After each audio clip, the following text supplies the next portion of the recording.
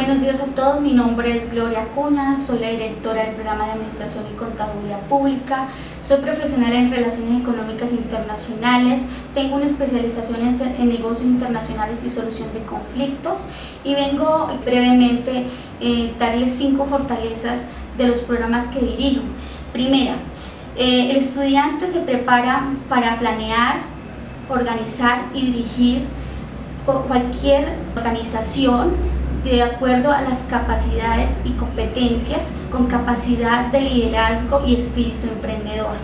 La segunda fortaleza, los docentes con los que cuenta el programa tienen experiencia laboral que le permite transmitir sus conocimientos a través de un modelo pedagógico para prepararlos para un mercado laboral.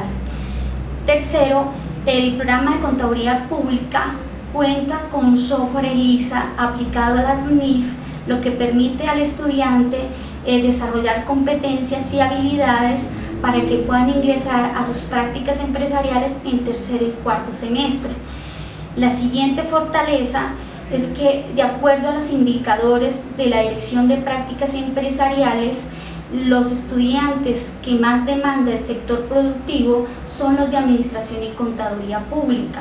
Y por último, nuestro plan de estudios se le ha incorporado las NIF, normas internacionales financieras, para que se puedan actualizar los estudiantes y así ser coherente con los saberes globalizados para poderse preparar a un mundo laboral mucho más exigente.